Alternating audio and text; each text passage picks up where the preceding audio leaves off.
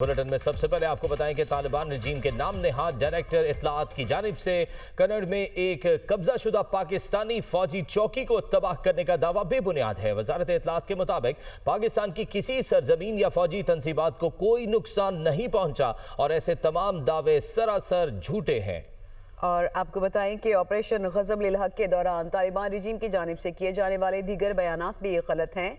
विचा चनारी नामी स्ट्रक्चर दरअसल अफगानिस्तान की हदूद में वाक़ एक अफगान तंसीब है, कोई पाकिस्तानी चौकी नहीं है। पाकिस्तानी पोस्ट करार दिए जाने वाले स्ट्रक्चर में कौमी परचम या करीबी सरहदी बाड़ मौजूद नहीं है। ये दावा मुकम्मल तौर पर झूठा और गुमराह कुन है, जिसका मकसद हक़ाइक़ को मसख़ करना है, अवाम को गुमराह करना है।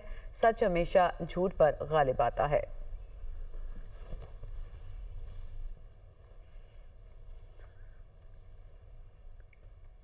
अमेरिका का ईरानी क़यादत को देर होने से पहले संजीदगी दिखाने का मशवरा। अमेरिकी सदर डोनाल्ड ट्रंप ये कहते हैं कि मैं नहीं ईरान मुआहदे की भीख मांग रहा है, मालूम नहीं ईरान से मुआहदा करूंगा भी या नहीं, समझौता ना करने का भी फैसला कर सकता हूं। तेहरान की फौजी सलाहियत, नेवी और फ़िज़ाइया ख़त्म कर दी, रेडार सिस्टम तबाह कर दिया। ईरानी बेहतरीन मुज़ाकरातकार लेकिन कमज़ोर जंगजू हैं।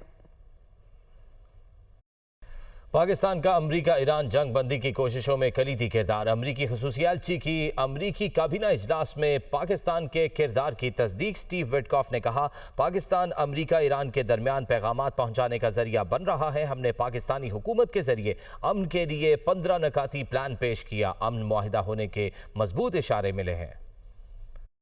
मशरिक़ वस्ता में अमरीकी फ़ौजी अड्डों पर हमले, अमरीकी फ़ौजी होटल्स और दफातर में मुंतकिल होने पर मजबूर हो गए। न्यूयॉर्क टाइम्स की रिपोर्ट के मुताबिक सिर्फ लड़ाका तैयारों के पायलट्स और तैयारों की देखभाल करने वाला अमला फ़ौजी अड्डों पर मौजूद है। फ़ौजियों को आरसी मकामात पर मुंतकिल करने से ट्रंप इंतज़ामिया की जंगी तैयारियों पर सवालात उठ गए।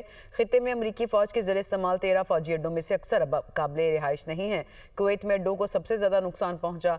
ईरानी वज़ीर ख़ारजा अब्बास अराग़ची ने एक्स पर पैगाम दिया कि इस जंग के आगाज़ से ही अमरीकी फ़ौजी खलीजी ताउन कौंसिल के ममालिक में फ़ौजी अड्डों से भागकर होटल्स और दफातर में छुप गए हैं। शहरियों को इंसानी ढाल के तौर पर इस्तेमाल किया जा रहा है। अमेरिका में होटल ऐसे अफसरान को बुकिंग देने से इनकार करते हैं जो सार्फिन के लिए ख़तरा बन सकते हैं। खलीजी ममालिक के होटल्स को भी ऐसा ही करना चाहिए। ईरान ने 15 निकाती अमरीकी तजावीज़ का बाज़ाब्ता जवाब दे दिया। ईरानी खबर एजेंसी के मुताबिक ईरान ने सहूलतकारों के जरिए गुज़िश्ता रात तजावीज़ का जवाब भिजवाया।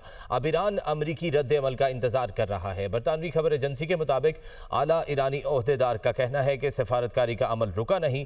अमरीका हकीकत पसंदी का मुजाहरा करे तो रास्ता निकाला जा सकता है। पाकिस्तान के जरिए दी गई अमरीकी तजावीज़ यकतरफा और गैर मुनसिफाना है। अमरीकी तजावीज़ सिर्फ अमरीका और इसराइली मफादात में है। अमरीकी तजावीज़ में ज़रूरी तकाज़ों की कमी है। ईरानी पासदारान इनकलाब के नेवी कमांडर अली रजा को कत्ल कर दिया गया है। इजरायली वज़ीर दिफा की जानिब से ये बड़ा दावा सामने आया है। अमरीका और इसराइल की ईरान में बमबारी जारी है। बंदर अब्बास के करीबी इलाके में रिहायशी इमारत तबाह कर दी गई। मशहद और बेरजंद में भी धमाके हुए। शिराज में 2 बच्चे शहीद हो गए। ईरान में शोहदा की तादाद इसके बाद 1937 हो गई है। 240 ख़वातीन और 212 बच्चे भी शामिल। 24,800 अफराद ज़ख्मी। हिज़्बुल्लाह ने जनूबी लेबनान में 7 इसराइली टैंकों को निशाना बनाने और तेल अवीव में वज़ारत दिफा के हेडक्वार्टर पर रॉकेट हमले का दावा कर दिया। लेबनान की मुज़ाहमती तंजीम से झड़पों में 2 इसराइली फ़ौजी हलाक हुए। जनूबी लेबनान में 5 शहरी जाँ बहक हुए। लेबनान में शोहदा की मजमूई तादाद 1116 हो गई है। ईरान के इसराइल और अमरीकी तंसीबात पर मिसाइल और ड्रोन से हमले। इसराइल के मिलिट्री कमांड कंट्रोल सेंटर और न्यूक्लियर इंफ्रास्ट्रक्चर से मुतल्लिक इंडस्ट्रीज़ पर हमले। हिफा की बंदरगाह पर हसास और स्ट्रैटेजिक मराकज़ को ड्रोन से निशाना बनाने का भी दावा। ईरान का कहना है इसराइली बहरी जहाज़ों की तैयारी के मरकज़ पर भी हमला किया गया। तल अवीव पर मिसाइलों की बौछार। कफर कासिम में 5 सेहूनी ज़ख्मी। अमलाक को नुकसान। बेशमेश में भी तबाही। अबू धाबी में मिसाइल के टुकड़े लगने से 2 अफराद जाँ बहक, 3 ज़ख्मी। कई गाड़ियां तबाह हो गईं। इराक में हमलों के बाद अमरीकी सफारत खाने का अपने शहरियों को फौरी मुल्क छोड़ने का हुक्म। यूरोपीय यूनियन के सरबराह बराए खारजा अमूर काया कलास ने यह दावा किया है कि रूस ने मशरिक़ वस्ता में अमरीकियों को निशाना बनाने के लिए ईरान को इंटेलिजेंस फ्राहम की है। रूस ईरान की इंटेलिजेंस मदद कर रहा है। फ्रांस में सहाफ़ियों से गुफ्तगू करते हुए काया कलास ने कहा, روس ڈرونز کے ذریعے بھی ایران کی مدد کر رہا ہے تاکہ وہ ہمسایہ ممالک اور امریکی فوجی اڈوں پر حملے کر سکے۔ جنگیں ایک دوسرے سے جڑی ہیں۔ اگر امریکہ چاہتا ہے کہ مشرق وسطیٰ میں جنگ ختم ہو اور ایران حملے بند کرے تو اسے روس پر بھی دباؤ ڈالنا چاہیے۔ روس نے ایران کو مدد فراہم کرنے کی تردید کی ہے۔ ایرانی صدر مسعود پزشکیان کا کہنا ہے کہ صدر پیوٹن اور روسی عوام کے پیغامات نے ہمیں حوصلہ دیا ہے۔ ایرانی عوام کی مزاحمت کی بدولت خطے میں نئے رشتے قائم ہو رہے ہیں۔ ایرانی عوام کی طرف سے روسی حکومت اور عوام کا شکریہ ادا کرتا ہوں۔ روسی میڈیا کے مطابق ایران کے فوجی ترجمان نے خلیجی ریاستوں کو مشورہ دیا ہے کہ امریکیوں کو اڈوں سے نکال باہر کریں۔ خلیجی ریاستوں نے نہیں نکالا تو امریکی اڈوں کو مزید نقصان پہنچ جائیں گے۔ امریکی فوجیوں کا تعاقب کر رہے ہیں جو بھاگ گئے اور ہوٹلز میں چھپے ہیں۔ ہم اس ہوٹل کو امریکی سمجھتے ہیں جہاں امریکی فوج جمع ہو۔ ایران نے ثابت کر دیا ہے کہ امریکی F-35 طیارے اب محفوظ نہیں۔ عالمی تجارتی گزرگاہ آبنائے ہرمز اب پہلے جیسی نہیں رہے گی۔ ایران امریکہ کے درمیان ثالثی کی کوششیں۔ آپ کو بتائیں کہ CNN کی رپورٹ کے مطابق امریکہ مذاکرات کے لیے پاکستان میں ایک میٹنگ کا اہتمام کر رہا ہے۔ امریکی اہلکاروں کا موقف ہے کہ پاکستان میں مذاکرات کی کوششیں ہو رہی ہیں۔ امریکی نائب صدر JD وینس مذاکرات کے لیے پاکستان جا سکتے ہیں۔ امریکہ ایران جنگ بندی مذاکرات کے لیے ترکی کا آپشن بھی موجود ہے۔ مذاکرات کے لیے امریکہ 1 ماہ کی جنگ بندی بھی کر سکتا ہے۔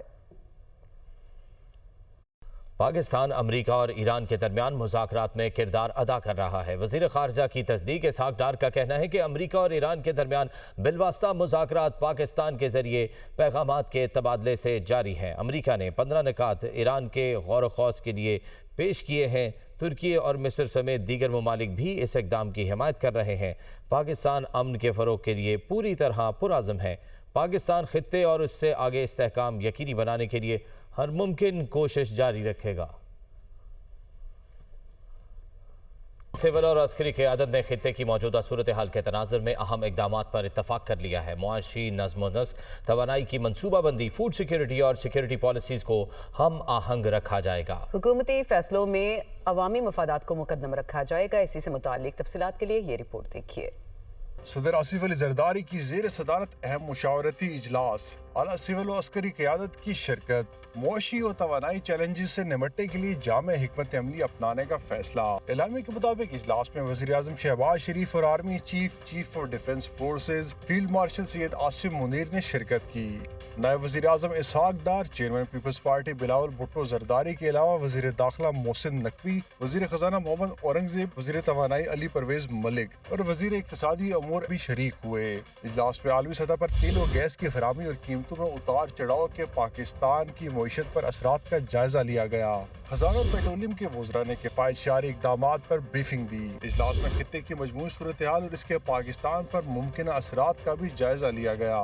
شرکاء نے اتفاق کیا موجودہ چیلنجز سے نمٹنے کے لیے مربوط قومی حکمت عملی ناگزیر ہے۔ قومی اتفاق رائے کو برقرار رکھنے اور اداروں کے درمیان تعاون بڑھانے کی ضرورت پر بھی زور دیا گیا۔